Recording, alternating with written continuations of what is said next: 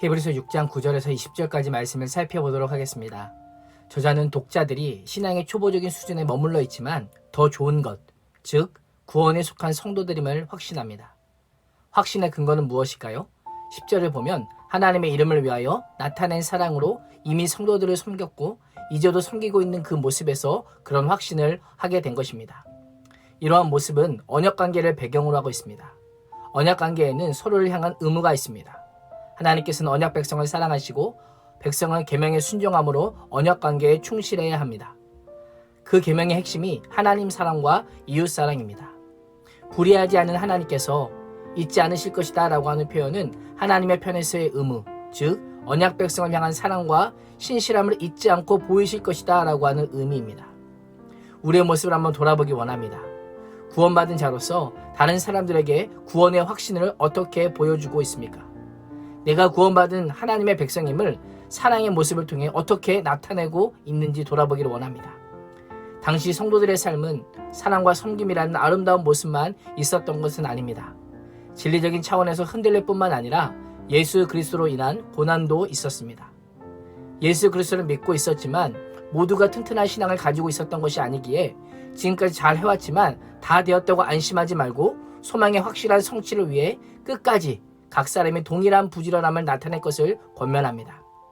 12절은 어떻게 살아야 하는지 구체적인 믿음의 본에 대해서 알려줍니다.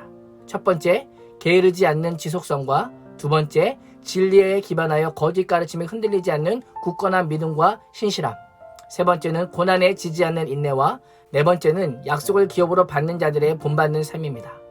여기서 10절에서 언급된 하나님의 이름을 위하여 나타난 사랑이 더해진다면 이 삶의 끝은 장차 허락된 영원한 안식, 곧 구원의 마지막 완성임을 우리에게 알려줍니다. 그렇습니다. 구원받은 성도들의 신앙은 열심과 부지런함과 믿음과 오래 참음입니다. 기업을 받기까지 믿음과 오래 참음을 잃지 않고 영적 게으름을 멀리하는 복된 인생이 되시기를 축복합니다. 13절에서 15절은 약속을 기업으로 받은 자의 본을 아브라함의 예를 들어 설명합니다. 하나님께서는 아브라함에게 복을 주고 번성케 하시겠다라고 약속하셨습니다.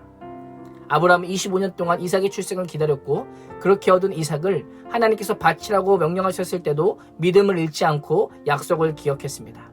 비록 생전에 약속이 완전히 성취되는 것을 보지는 못했지만 아브라함의 인내는 헛되지 않았습니다. 하나님의 약속대로 아브라함은 민족의 조상이 되었고 아브라함의 후손으로 오신 예수 그리스도를 통해 모든 민족이 구원을 얻게 되는 복을 받게 된 것입니다. 믿음의 선배들을 따라 믿음과 인내의 삶을 살면 우리도 하나님의 약속에 대한 성취를 경험할 수 있을까요? 경험할 수 있다면 그 근거는 무엇일까요? 저자는 두 가지 근거를 제시합니다. 첫 번째는 하나님의 약속의 특징입니다. 하나님과 인간 사이의 약속, 특히 구원에 대한 약속은 늘 하나님 편에서 먼저였습니다. 사람들은 자기보다 더 큰 자를 가리켜 맹세함으로 자기 말의 확실함을 강조하는데 하나님은 더 큰 자가 없기에 자신의 이름을 걸고 맹세하시고 하나님의 신실함과 의지의 확실함을 보여주십니다. 두 번째 근거는 예수님께서 대제사장이 되시기 때문입니다. 예수님께서는 멜기세덱의 계통을 따르는 대제사장으로 자기 피로 드리는 속죄 제사를 통해 휘장을 지나 성소로 들어가심으로 구원 과정의 문을 열어 실제로 약속을 이행함을 몸소 보여주셨습니다. 우리의 중보자가 되어 언제든 하나님의 은혜의 보좌 앞에 담대히 나아갈 수 있게 하셨습니다. 19절은 예수 그리스도에 기초한 이 소망을 영혼의 닻으로 비유합니다.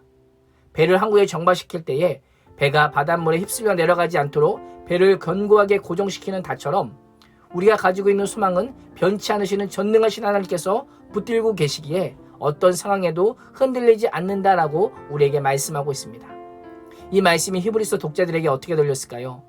폭풍을 만난 배처럼 극심한 고난과 박해 가운데 있는 성도들에게 아무리 거칠고 험한 박해의 풍랑도 우리를 예수 그리스도의 사랑에서 끊을 수 없다는 이 말씀이 큰 위안이 되었을 것입니다. 세상의 거센 파도에 휩쓸리지 않고 흔들림 없는 신앙생활을 하기를 소망하십니까?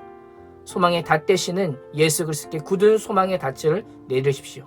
스스로 닻이 되어서 견고한 사랑의 줄로 우리와 자신을 묶으신 예수 그리스도께 소망의 닻을 던지십시오. 오늘 하루도 소망의 닻이 되시는 예수 그리스도께 꽁꽁 묶여서 어떤 상황과 환경에서도 흔들리지 않고 튼튼하고 견고하게 닻을 내린 배처럼 안전함으로 하나님의 구원의 약속을 소망하는 복된 인생이 되시기를 주님의 이름으로 축원합니다. 기도하겠습니다. 하나님, 예수 그리스도의 믿음으로 구원을 받았지만 아직 끝나지 않은 구원 여정이 있음을 알기에 오늘도 성도를 향한 사랑과 섬김을 통해 구원받은 자임을 삶으로 고백하게 하여 주시고 하나님을 피난처로 삼아 소망의 닭 대신 예수 그리스도를 신뢰함으로 날마다 닻을 내린 배처럼 안전한 인생이 되게 하여 주시옵소서. 예수님의 이름으로 간절히 기도합니다. 아멘.